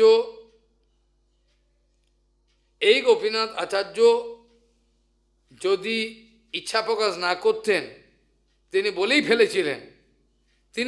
ফেলেছিলেন যে সময় তোমার ওপর তার কৃপা হবে সেদিন তুমি বুঝবে। আরে ছাড়ো কথা, ছাড়ো অসব কথা, তর্ক ঝগড়া করছে। বলে আমি তোমার সঙ্গে তর্ক করতে চাই না, যেদিন তোমার ওপর এনার কৃপা হবে তখন তুই নিজেও বুঝতে পারবে এই পরব্রহ্ম পরাত্পর গিরেশ্বর। আরে ছাড়ো ফালতু কথা। এবার বুঝলে গোপীনাথ আচার্যের ইচ্ছা, গোপীনাথ আচার্যের ইচ্ছায় এটা বুঝিয়ে দিলেন তিনি। সার্বভৌম ভট্টাচার্যের বৈষ্ণব সঙ্গ করার পর তার যে ভগবত দর্শন, ভগবত কৃপা, তত্ত্বদর্শন হলো, সেটা কি আর কোনোদিন বলে বোঝানো যাবে? এটা কি অপূর্ব! জলের মধ্যে খেলা করছেন, নরেন্দ্র সরোবরে নেবে একে অপরে জল দিচ্ছেন, দত্তগুপ্ত, মুরারিগুপ্ত আর দত্ত, হ্যাঁ এই যে আমাদের দত্ত, কি নাম করা মুকুন্দ দত্ত, সব একে অপরে, আবার সার্বভৌম ভট্টাচার্য, আবার পুণ্ডরিক বিদ্যায় দুজনে জল খেলা করছেন। মহাপ্রভু বলছেন দুজনে প্রামাণিক জন, তাদেরকে থামাও, লোকে হাসবে, এরা প্রামাণিক জন, বিজ্ঞ ব্যক্তি, এ দুজনে জল বাচ্চার মতো। তখন স্বরূপ গোসাই মজা করে বলছেন, কি হলো ভট্টাচার্য, তোমার পূর্বের আড়ষ্ট অবস্থা? বলে ভাই আর বলো না, লজ্জার কথা। কোথায় এই শিষ্যগণের সঙ্গে হুয়া হুয়া হুয়া হুয়া করতাম শিয়ালের মতো, আজ কোথায় আনন্দ সাগরে ভাসছি। কোথায় সেই শিয়ালের সঙ্গে ব্রহ্ম পরমা এইসব বলে ঘুরতাম, শিয়ালের মতো ব্রহ্ম মায়া জীব, আর আজ আনন্দের সাগরে ভাসছি। এ কল্পনা করা যায় না। গৌরাঙ্গের এমনই মহিমা, যে কোনো কাউকে এই রস চাকিয়ে দিতে পারবে। এটা নয় যে আমাদের দেবেন না, আমাদের দেবেন না, এটা আর নাই যদি দেবেন, তিনি বলেছিলেন কেন দেবেন, তিনি নিশ্চয়ই দেবেন গুরু বৈষ্ণবের মাধ্যমে। কিন্তু অপূর্ব এক বিষয়, আমাদের যে হৃদয়টা, এটা ভক্তিবিনোদ ঠাকুরও ব্যাখ্যা করেছেন বিভিন্ন জায়গায়, আমি অল্প কথায় বলি আপনাদের। মানুষ যখন অসৎসঙ্গেতে ব্যস্ত থাকে, বৈষ্ণব সঙ্গ করে না, তখন তার হৃদয় লোহার পিণ্ডের মতো শক্ত থাকে। বোঝা গেল? লৌহপিণ্ড, বজ্র, যেটা আমি অনেক দিন আগে 2 মাস বা 3 মাস আগে বলছিলাম। বিশ্বনাথ চক্রবর্তীবাদ ব্যাখ্যা করছেন হৃদয়ের ওপর কর্দম লেপ, ধুলি লেপ। প্রথমে বলছেন ধুলি লেপ হয়, কর্দম লেপ হয়, তারপরে হচ্ছে প্রস্তর লেপ হয়, বজ্রলেপ হয়, এগুলো সব ব্যাখ্যা করেছেন। কাজেই যখন কোনো ব্যক্তি কোনোদিন বাপের জন্মে সৎসঙ্গ পায়নি, কেবল খাও পিও জিও মস্তি করো, এইটা জেনেছে জন্ম থেকে। এইটা কেন? পিতা মাতা সবই তো এরকম, পিতা মাতা জ্যাঠা কাকা সব তো এক। আর নরক গুলজার পরের দিন মঙ্গলবার আলোচনা করে নরক গুলজার দিয়ে শুরু করব, ভালো হবে। তো আমরা ওই নরক গুলজারে থাকতে চাই। আরে আপনার কথা কে শুনবে? কজন লোক ধরে, বুঝলে কথাটা? এই হলো কথা, ঠিকই তো কথা, আমার কথা কজন নেবে?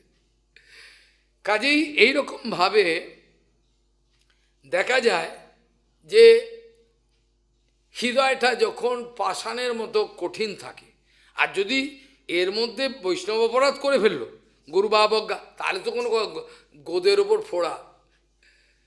যদি এমনি যদি থাকতো, পাপ করতো, ঠিক আছে ভালো, কিন্তু যদি অপরাধ করে উপেক্ষা করলো, গুরু বৈষ্ণবকে অবজ্ঞা করলো, তাহলে দশবিধ নাম অপরাধের নাম অপরাধ হয়ে গেল।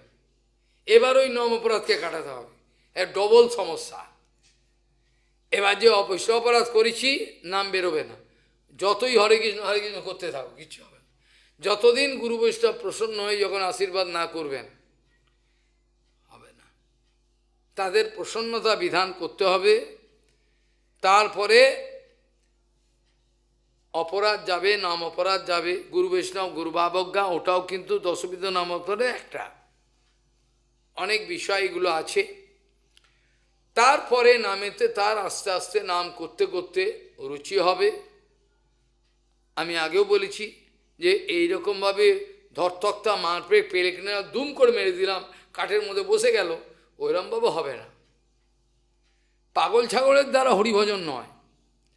কিছু দাম্ভিক ব্যক্তি মাথা মোটা, আমি হরিকথাতে একদিন বলেছিলাম অমুক জায়গাকার ব্যক্তিরা ইংরেজিতে ব্লক হেডেড, রেগে গিয়ে এমন দুঃখ পেল বলে আমরা ব্লক হেডেড, তা এখানে জন্ম আমার। মাথা মোটা, মাথা মোটা ব্যক্তির জন্য হরিভজন নয়। যাদের সুপার সেন্সিটিভিটি আছে, একটা কথা বলার সঙ্গে সঙ্গে বলে দি কথা কী বলছে, এরা বুঝতে পারবেন কি করে অপরাধ এড়াতে হবে, বা পূর্বের অপরাধ ছিল কাটাবো গুরু বৈষ্ণব প্রসন্ন বিধান করে, তখন সরল হৃদয় হয়ে যাবে, আর ভালো লাগবে। জটিলতা এলেই নিজেকে থুতু মারতে ইচ্ছে করবে, একটু একটু খেলে নি, একে একটু এটা বলতো, ওকে একটু এটা বলতো। এরা রাজনীতি করলে ভালো হতো, এরা হরিভজনে এসে সময় নষ্ট করছে। গুরু বৈষ্ণবের এরকম চরিত্র হয় না, তারা নিজে কোনো সুবিধে এমনি ভগবান দেয়, তারা চায় না, লজ্জা করেন, এগুলো দেবেন না, এত দামি আমি নেবো না, না আপনি না নিলে আমি কী করা যায়, না নিলে আত্মহত্যা করবে, কিছু করে ফেলবে, এ কী মুশকিল বাবা। যত বলি আপনাদেরকে যে পয়সা নেই, আপনাদের পয়সা লাগবে আপনি রাখুন, আমার লাগবে না, চলো আমি কাটিয়ে নেব, না এটা নিতে হবে, কী করবেন। এখন তাদেরকে বাঁচাবার জন্য এগুলো গ্রহণ করতে হবে, উপায় নেই, আসক্তি ছাড়া। এইভাবে দেখা যায় যে মানুষের হৃদয়টা পাষাণের মতো হয়ে যায়। এই পাষাণটাকে কীর্তন আছেন না, মনটা পাষাণের মতো হয়ে যায়। হ্যাঁ, এইভাবে এই মন পাষাণের মতো হয়ে গেছে, এতে কোনো ভাবও ওঠে না, খালি অভাবে ভর্তি, আর কোনো ভালো লাগা নেই, ভালোবাসা নেই। আমরা ছোটোবেলায় 2 না 3 ক্লাসে পড়েছিলাম, বাচ্চা বয়স এখনও মনে আছে। সেখানে বলছেন মানুষের সর্বশ্রেষ্ঠ গুণ কি, বাচ্চা বয়সে পড়েছি তখন তো আর বলছে পরকে আপন করে নেওয়া। দেখবে এটা ভালো গুণ, যারাই দেখবে গুরু বৈষ্ণবের কাছে আসে তো ওরা মনে হয় কতদিনের মারা চেনা, কতদিন যুগ যুগ ধরে মনে হয় আমি চিনি। এইটা কি করে হয়? কারণ তাদের হৃদয়ে সেন্সিটিভিটি আছে, তাদের ভেতরে একটা যন্ত্র আছে, এটা তার সঙ্গে সঙ্গে ওদের হৃদয়ে কী আছে ধরা পড়ে, আর তখনই তারা আত্মবিক্রয় করে দেয়। এ কথা মহাপ্রভু বলেছেন, মহাপ্রভু এ কথা বলেছেন, আমি তোমার কাছে বিক্রি হয়ে গেলাম, এবার তুমি এবার যার কাছে আমাকে বিক্রি করো, এই কথাটা মহাপ্রভু বলেছেন। হৃদয় যতক্ষণ পাষণ্ড থাকবে অপরাধী তার প্রথম কথাই হলো আমাদের প্রচারের, যে ব্যক্তি হাসতে জানে না, যে ব্যক্তি হাসতে জানে না ভোঁদরের মতো, তার ব্যক্তির দ্বারা কোনো লোক ব্যবহার চলবে না। আমি হাসবার কথা যে বললাম, এটা ওই জড়জগতের যারা লোক ব্যবহার জানে ওদের জন্য বললাম না। গুরু বৈষ্ণব এমনিতেই তার কাছে এসে মজা পায়, ওর কাছে হাসতে পারে, কিছুতেই আনন্দ নেই। এটার লক্ষণ হলো অপরাধ আছে। যখনই কোনো ব্যক্তি কোনো আনন্দ পাচ্ছে না, গুরু বৈষ্ণবের সামনে আনন্দ পাচ্ছে না, হরিকথায় আনন্দ পাচ্ছে না, কিছুতেই আনন্দ পাচ্ছে না। আরে বাচ্চাটা সামনে এলো, সেটা আনন্দ একটা আলাদা হতে পারে, কিন্তু সেটাকেও তো সেই জড়দর্শন দেখবে না। একটা জীবাত্মা আমার কাছে এলো, কালকে এই ফুলটা ফুটবে, আমার কাছে আসবে, এই আনন্দে তারা আনন্দ হয়। তারা তো আর জড়জগতের পিতামাতার জ্যাঠার মতো আনন্দ করবে না, তাদের আনন্দ হয়, অবশ্যই আনন্দ, বাচ্চাটাকে দিয়ে আনন্দ হয়, কীরকম হাসছে যাবো। এবার তোকে সত্যিই তারা যদি বেঁচে থাকে, বড় হলে ওকে কাছে নেবে, এদের ভাব আছে, বলে দেয় ভেতর থেকে। এখন প্রশ্ন হলো এই যে যেরকম ভাব নিয়ে বড় হয়েছে এটা গুরুত্বপূর্ণ বটে, কিন্তু গুরু বৈষ্ণবের যদি সেবা করে তাহলে আনন্দ পাওয়া না পাওয়ার কারণটা কি? এটা তো আনন্দের, তোরা তো আনন্দের উৎস, আনন্দ না পাও না অপরাধ আছে, এটাকে কাটাবার চেষ্টা করতো। কীভাবে? যাই হোক, এখন প্রশ্ন হলো যে কথাটা গুরুত্বপূর্ণ, কালকে বলছিলাম এই যে রক্ত মাংসের শরীরটা, ক্ষিতি অপ তেজ মরুদ্বোম, এছাড়া তো কিছুই নেই। এই ক্ষিতি অপ তেজ মরুদ্বোম আমার আছে, তোমার আছে, যত জন্তু জানোয়ার গাছপালা, যত এই প্রপঞ্চের যত কিছু আছে, সব কিছু তো এর বাইরে কিছু নয়, এর বাইরে তো কিছু নয়। ক্ষিতি অপ তেজ মরুদ্বোম। এখন আপনারা গুরুত্বপূর্ণ বিষয় চিন্তা করার চেষ্টা করবেন, যখনই কোনো পুরুষ দেহ থাকে, সেটা যেমন পঞ্চভৌতিক, কোনো একটা স্ত্রী দেহ থাকে, সেটাও পঞ্চভৌতিক, বোঝার চেষ্টা করুন। ওটাও পঞ্চভৌতিক, এটাও পঞ্চভৌতিক, খালি শেপ আর ডিজাইনে একটু পার্থক্য, আর কিছু তো নয়, তাই কি না? শেপ আর ডিজাইন পার্থক্য, বস্তুগতভাবে বিচার করলে কিছু পার্থক্য নেই, অ্যানালিটিক্যালি বিচার করে এও তাই এও তাই। কিন্তু এখানে একটা ফ্যালাসি, মজার ব্যাপারটা হচ্ছে যেই এই পূর্বের সংস্কার অনুযায়ী এই যে পুরুষ দেহ ধারণ করেছে, দেখবার সঙ্গে সঙ্গে আকর্ষণ চলে এলো। এটা মুশকিল ব্যাপার, কি করে হলো? এটাও যে বস্তু, এটাও সে বস্তু, আলাদা তো কিছু নয়, খালি শেপ আর ডিজাইন একটু পার্থক্য।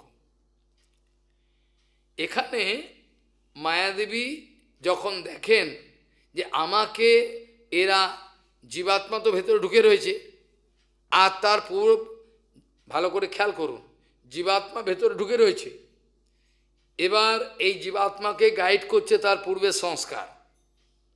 সে একটা শরীর পেয়ে গেছে ঘটনাক্রমে, পুরুষ দেহ, স্ত্রী দেহ, অটোমেটিক।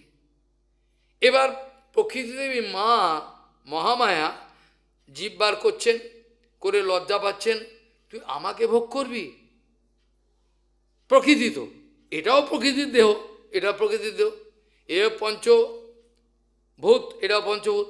তখন প্রকৃতির লজ্জায় জীব কাটেন, আমাকে ভোগ করবি তুই? এ তো আমাকে ভোগ করছিস তুই, এটা কি করে হতে পারে? এও যায়, ওই ওই শরীরটাও প্রকৃতি, আমিও প্রকৃতি, এটাও প্রকৃতি।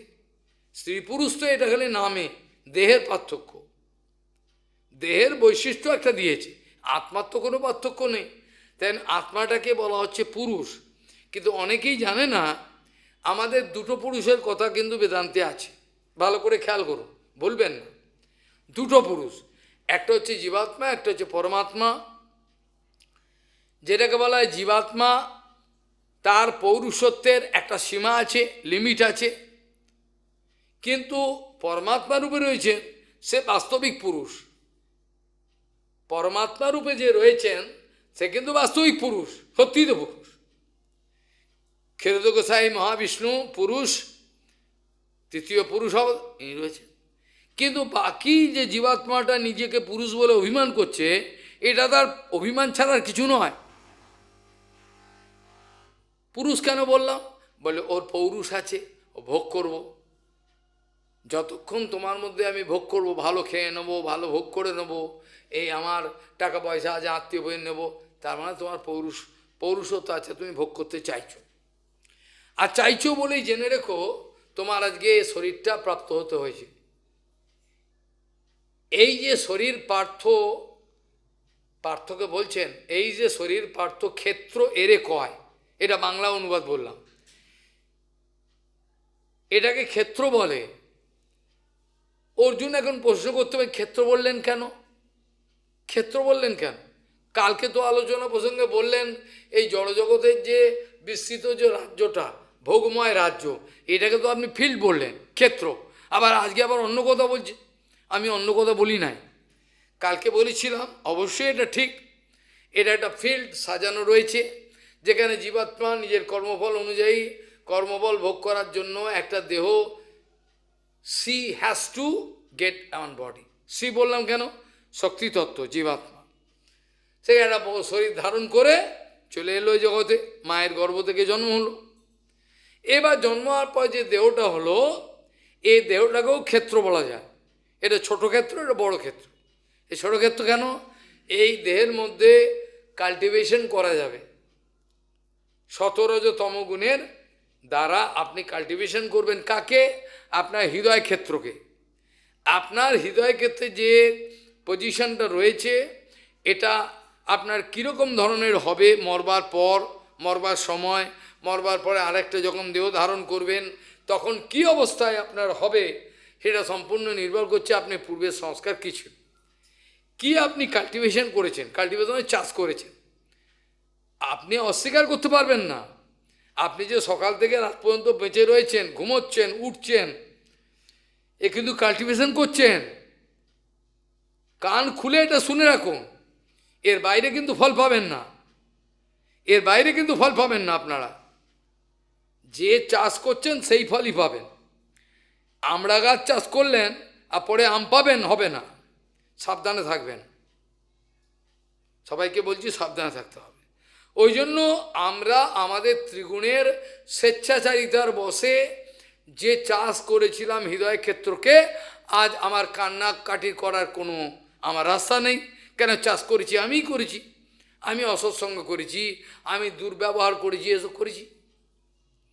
এই অসৎসঙ্গের দ্বারা আপনার যে চাষ হয়েছে, কাল্টিভেশন হয়েছে, এটা রাতারাতি আপনি কাটাবেন কী করে? যদি বল্লাহজি মহারাজ আমাদের হলমুসল্লি রয়েছেন, তিনি তো আর ভূতের বেগার খাটবেন না। ভূতের বেগার খাটবেন? যদি দেখেন তার কাছে শরণাগতি এসে গেছে, গুরু বৈষ্ণব কৃপা করছে, এবার তিনি হল মুসল নিয়ে চাষ করতে আরম্ভ করছে, ভালো ফসল হবে। হ্যাঁ, ওনার কী করবেন? সবার ক্ষেত্রে চাষ করে বেড়াবেন? যদি চান তো, কিন্তু করবেন কী করে? তো ওরা চায় না। আরে মশাই, আপনি আপনার মতো থাকুন, আমি ভালো আছি। তাদের ছেলে মেয়েগুলোকে আমার কাছে আসতে দেবে না, দূরে পালিয়ে নিয়ে চলে যাবে। এই তাদের বাহাদুরি, কাছে আসারই হিম্মত নাই, শিষ্যগুলোকে আসতে দেবেন না। তাদেরকে এমনভাবে কানে মন্ত্র দিয়ে দেবে আর যেন না আসে। এরকম চরিত্র। ভালো যদি না করতে পারি তো মন্দ করতে পারি, এখন কি দিবি তাই বল, প্রবাদ বলছে। এ হচ্ছে চরিত্র, আমাদের স্বভাব হয়ে গেছে। সে একটা ভালো দিকে যাচ্ছে, সেটাও যেতে দেবো না, তাকে নষ্ট করে কাপড় খুলে তাকে আমি নাশ করব। স্বজনাখ্যা দস্যু, স্বজনাখ্যা দস্যু। তাহলে বোঝা গেল ব্যাপারটা কিরকম ধরনের রহস্যময় বিষয়। এখানে আমি যেমনভাবে চাষ করলাম হৃদয় ক্ষেত্রকে, সারা জীবন তুমি জন্মালে, কপাল তোমার, কিছু করার নেই, ওই সঙ্গগুলো হয়ে গেল। এখন এই জন্য তো ভগবানকে দায়ী করা যাবে না, কপাল গুণে দায়ী। কপাল লেখা আছে, কপালে লেখা ছিল, কপালে লেখা ছিল, আর তো কিছু করার নেই। এবার তত্ত্বেনুকম্পা চিন্তা করে আমার কষ্ট, আমার যে অসৎসঙ্গ হয়ে গেছে, প্রভু কি করব। এখনও অন্তত আমি গুরু বৈষ্ণবের চরণ চিন্তা করে সরলতা ধীরে ধীরে আনন্দ, অভিমান ত্যাগ। যে মুহূর্তে কোনো ব্যক্তি নিজের ভিতরের অভিমান ত্যাগ করে, প্রতিষ্ঠাতা ত্যাগ করে, সেই মুহূর্তে সে সরল হয়ে যাবে, কিন্তু হতে পারবে না। যে মুহূর্তে, আমি যে দিনে বলছি না, যে মাসে বলছি না, যে মুহূর্তে তার মধ্যে প্রতিষ্ঠাতার লাত মেরে দেবে, ইচ্ছা করে হবে না, অনেক কাঠখড় পড়া, সে মুহূর্তে সে সরল হয়ে যাবে। জরহি এব মনবহ তেজন্তি কামানো মনসে স্থিতানো তরহি এব ভগবত তায় কল্পতে। ভগবানের গুণাবলী তার মধ্যে আসবে। তাহলে দেখুন, মা কেন জীবটাকে বার করে লজ্জা পাচ্ছে, তুই আমাকে ভোগ, আমি তোর মা, আমি তোর মা, আমাকে ভোগ করবি, তুই কি করে ভোগ করবি? এই লজ্জাটা যদি আমাদের মধ্যে আসে, তাহলে সেই মুহূর্তে আমাদের ভোগ করার বাসনা থাকবে না, আমরা চোখ মেলে দেখতে পাবো। আর তাহলে আমাদের অহংকারের বশীভূত হয়ে যা মাকে দর্শন করেছেন, ভজন, তাদের খিস্তি গালাপ দেবো। আরে আমরা জানি ওরা বৈষ্ণব নয়, আমরা তো জানি, তা ওদের গালাগাল দেওয়ার দরকারটা কি? ওরা তো বলেনি আমরা বৈষ্ণব, ভগবানের দর্শন পাইনি। ঠিক আছে, যতদূর পেয়েছে হয়েছে, কোনো যেমন করবে করবে, না করবে না করবে। আমি তো আমার নিজের চরকাটায় তেল দিই, নিন্দা করে লাভটা কী হবে? তুই বেটা তো ওদের মতো হতে পারবি না। দেখা দেখি, মায়ের ভজন করে, মায়ের দর্শন করে দেখা। আমরা ছোট বয়সে দেখেছি শঙ্কর বাবা, তারাপীঠে শঙ্কর বাবা, ওইখানে গিয়ে দর্শন করতে গেছি, পাগলের মতো বাবা একটা দেখে, তার আগে ছিল অন্য বা মাকে অশোকরা ছিল, আর মাকে দর্শন করি, যাই হোক ওদের ব্যাপার, ওরা বুঝুক। বশিষ্ঠমণি এই কালীঘাটে দর্শন করেছেন, বশিষ্ঠ সিদ্ধপীঠ করেছেন, কিন্তু তার সঙ্গে তো আমাদের গালাগাল দেওয়ার প্রয়োজন নেই। অন্তত তাদের মধ্যে যে অন্তত যদি কামিনীকাঞ্জন স্পর্শ করছে এটাও হয়ে দেখা, এটাও তো পারছে না। তা গালাগাল দেওয়ার অধিকারটা কোথায় আছে? যদি এটার বাইরে যেতে পারতো তাহলে পৌপাদের মধ্যে বলতে পারতো, কেশব মহারাজের মধ্যে তো এই অবস্থায় যায়নি, এত বড় বড় লম্বা চড়া কটা ভাষণ দিয়ে দিল, হয়ে গেল। এই কথাগুলো বোঝবার দরকার, না বুঝলে মাকে গালাগাল দিতে ইচ্ছে করবে, খিস্তি মারতে ইচ্ছে করবে, এটা উচিত নয়, এটা উচিত নয়। এটা বোঝা উচিত যে যোগমায়া মহামায়া কিন্তু অভিন্ন ভক্তিময় ঠাকুর বারবার এই কথাগুলো বোঝবার চেষ্টা করেছেন। আমরা যদি শরণাপত্তি হয়ে নিষ্কপটভাবে নিশ্চিত পরিমাণে মা মায়া কাটিয়ে দেবেন, আর কোনো চিন্তা নেই, নিশ্চিত আর কোনো আকর্ষণ হবে না, আর কোনো তখন যে শীতল, তখন যে জীবনটা কত শীতল হয়, হৃদয় ক্ষেত্রটা, যে হৃদয় ক্ষেত্রে তো কোনো জ্বালা পোড়া নাই, এ তো শীতল। নিতাই চরণ কমল কোটিচন্দ্র সুশীতল, যে ছায়ায় জগৎ জুড়ায়। তা আমি নিতাই চরণ পাবো, সে তো পেতে পারি, নিশ্চয়ই নিতাই কৃপা করবেন, কিন্তু মাকে গালাগাল দেওয়ার তো কোনো প্রয়োজন নেই। তার কৃপাটা পাও, সেই জ্বালা পোড়ায় জগতের তো তিনি তো কর্ত্রী না, তিনি জগতের কর্ত্রী। যে শ্লোকটা দিয়ে শুরু করেছিলাম, সেই শ্লোকে বলা হয়েছিল ব্যাসদেব গোস্বামী তাকে নারদজি মহারাজ যখন উপদেশ করেছিলেন, তার উপদেশে, এটা একটা লীলা, উপদেশে তিনি নিরন্তরভাবে ভক্তি যোগেন মনসী প্রণীহিত আমলে, অমল ভাব তার ভেতরে নিরবচ্ছিন্নভাবে ভক্তিযোগের দ্বারা এমন ডুবে গেলেন যেখানে আর দৃশ্যমান জগতের কিছু আর নাই, দৃশ্যমান প্রপঞ্চের কিছু নাই। বৈষ্ণবগণের জীবনের যে দর্শন, এটা যে কত উঁচু, যেটা দ্বারা কিছু বুঝেছে তারা জানে। একজন লোক পালিয়ে চলে গেল, চলে গিয়ে নির্জন ভজন করতে আরম্ভ করলো, তার তো মায়া জয় হলো না, হলো কি? কিন্তু বৈষ্ণবগণের জীবন কত করুণ দেখুন, তারা নিরন্তর ভগবানের সঙ্গে যোগযুক্ত হয়ে রয়েছেন, ভজন করছেন, আবার শয়ে শয়ে জীবাত্মাকে ভজনে লাগাচ্ছেন। তার জন্য কত হ্যাপা পোয়াতে হয়, হ্যাপা পোয়াতে হয় না, হ্যাপাজার্ড, এইগুলো নিতে হয়। ওরা বোঝে এটা করবো, আর ঠিক আছে কর। তারা যদি মানে কোনো ঝামেলা নেবো না, যা যাই যেখানে বাড়ি চলে যায়, তাহলে তো হবে না। তারা তো হাঙ্গামাগুলো নেন, কেন নেন? হাঙ্গামা না নিতে ওরা বাঁচবে কী করে? আমাকে তো হাঙ্গামা নিতে হবে। এই মহারাজ কী করবো, আমি আসবো, কথা বলবো, হ্যাঁ আসিস না। আর যারা দুর্বৃত্ত, তাদেরকে যারা গুরু বৈষ্ণব বিরোধী, তাই এমনিতেই আমি তাড়িয়ে দিই তাদের, আমি জানতে পারি ভগবান নিচে তাড়িয়ে দেয়, আসবি না।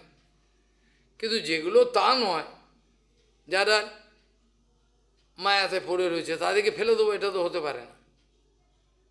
তারা তো গুরু বৈষ্ণব অপরাধ করেনি, তারা করতে হতেও পারে, এই আমাদের সময় দিতে হবে। সেই জন্য বলছেন এই শ্লোকে ব্যাসদেব গোস্বামী একেবারে নিরবচ্ছিন্নভাবে সেই আনন্দে ডুবে গেলেন। ডুবে গিয়ে হঠাৎ দেখছেন সেখানে ভগবানের দর্শন পেলেন, ভগবানের দর্শন পেলেন, ভগবানের স্বরূপ দর্শন এবং তাত্ত্বিক দর্শন, এবং পেছনে কি দেখলেন? মহামায়াকে গর্হিতভাবে মাথা নিচু করে রয়েছে। যে মহামায়া কেন মাথা নিচু করে রয়েছেন তার কারণ আমি কালকেও বলেছিলাম, জয়া সন্মোহিতম জীব আত্মনম ত্রিগুণাত্মকম।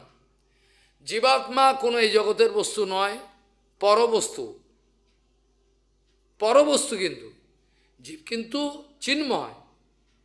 এই জন্য পরঅপি, চিন্ময় হলেও, পরঅপি মানে চিন্ময় হলেও নিজেকে কি হলো, নিজেকে ভূতের মতো পেয়ে গেছে।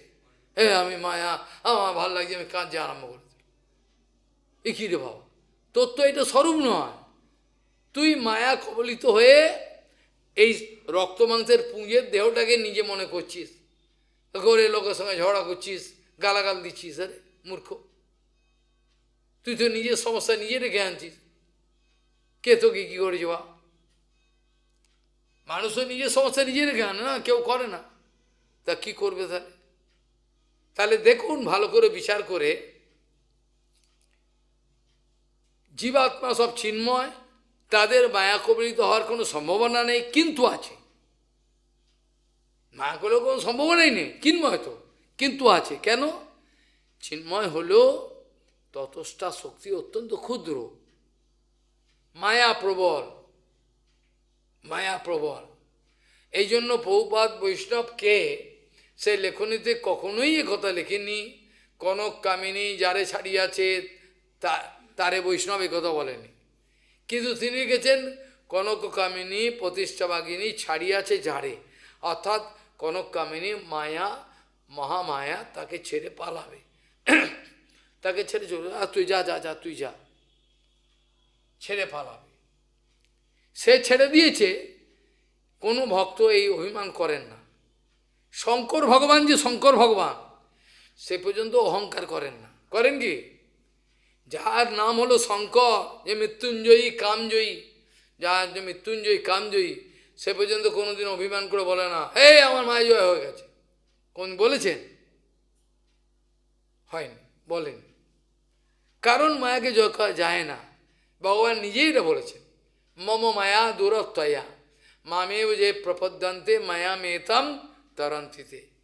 আমার শরণাগত যে হয় সেই একমাত্র, আমার শরণাগত তো প্রত্যক্ষ হওয়ার রাস্তা নেই গুরু বৈষ্ণবের মাধ্যমে, তারা আর তো কোনো রাস্তা নেই। এখন যদি আমি নিজে লড়াই করতে আরম্ভ করি, মায়াকে জয় করব, হবে না। যেখানে প্রভুপাদ নিজেই লিখছেন বৈষ্ণবকেতে, কনক কামিনী প্রতিষ্ঠা বাঘিনী ছাড়িয়াছে যায়, সে এক কথায় চলে এলাম, যে মতে আমার কামনা বসানো কিছু রইল না, প্রতিষ্ঠা লাত মেরে দিলাম, এই তো আমি নিরভিমান হয়ে গেলাম, সরল হয়ে গেলাম। সরলতা কাকে বলে? কোনো বোকা ব্যক্তি আর সরল দুটোর মধ্যে পার্থক্য কী? অনেকে মনে করে এই বোকা ব্যক্তিটাকে সরল বলা হয়, বোকা ব্যক্তিটা সরল নয়, বলো বোকা, ও দেশ কাল পাত্রের কোনো বিচারই বোঝে না, মূর্খের মতো কি যারা করে ফেলল, সরল বলে না। সরলতা মানে অন্তর এবং বাইরে সমান ব্যবহার। ও বুঝতে পারছে গুরুদেব কী বলতে, সঙ্গে লুকিয়ে যাচ্ছে, বারবার কপটতা করছে, এটা কপটতা, কী বা পায় না, এটা তো কী বা পাবে না। সরলতা মানে অন্তরে যা আছে বাইরেও তাই, অন্তরে বাহিরে সময় বাবা আমানই মানদ হব, প্রতিষ্ঠা আশা নেই, কোনো লুকিয়ে নেওয়ার কোনো কিছু নেই, তো আমি সরল। তার কি আমার কোনো বিপদ আছে? যে সব ছেড়েই রেখেছে তার আর বিপদ কি? তাকে তো জগতের লোক কিচ্ছু করতে পারে না। আমাদের ভাগবতে এই ধরনের প্রমাণ আছে, যিনি সব ছেড়ে রেখেছেন তাকে আর কি বিপদে ফেলবে? বিপদ হলে কিছু নেই তো রাস্তা, ও কিছু চাইলে আমার বললে তবে তুই ওকে ছাড়াবে, কিছু বলছে না, কিছু বলছে না তো আমার বলে, তাহলে তাকে আর কি করবে? যাই হোক, এখন হয়তো আজকে আলোচনা করা যাবে না, কিন্তু এই মঙ্গলবার থেকে যে সমানে গৌর পূর্ণিমা পর্যন্ত যেসব কথাগুলো আলোচনা করা হবে, তার মধ্যে প্রথমেই আমি কনক্লুশন হিসাবে এই দুদিনের আলোচনার কিছু বিষয়বস্তু উল্লেখ করব। সেখানে কেন করব? এই জগৎটা পরজগতের বিকৃত প্রতিফলন, এর দ্বারা আমি লাদিনী সন্ধিনী সংবিত এর ব্যাখ্যা এগুলো আজকে হতে পারলো না, এইগুলো ইন্ট্রোডাকশন করে তার সঙ্গে প্রাসঙ্গিক হবে, কেন ধামটাও তো সন্ধিনী শক্তির প্রকটিত। কাজে এইভাবে ধাম পরিক্রমা, নবদ্বীপ ধামের ভাবের তরঙ্গ, অভাবের তরঙ্গ যেন না হয়, এই প্রার্থনা আমরা ভগবানের কাছে করি। আজকে এইখানেই চর্চা বিশ্রাম রাখা প্রয়োজন মনে করি, বেশি আলোচনা করলে। কি শ্লোক দিয়ে আলোচনা করেছিলাম আজকে? ভক্তি যোগেন মনসি প্রণীত আমলে অপশ্যাৎ পুরুষম পূর্ণম মায়াঞ্চ ততবাশ্রয়ম जया सन्मोहितम जीव आत्मनम त्रिगुणात्मकम परो ओपि मनुते अनर्थम तत्कितंचाभि पद्धते वांचकल्पतरुस्य कृपा सिंधु पतितानंग पावन वैष्णवभ्यो नमो नमः।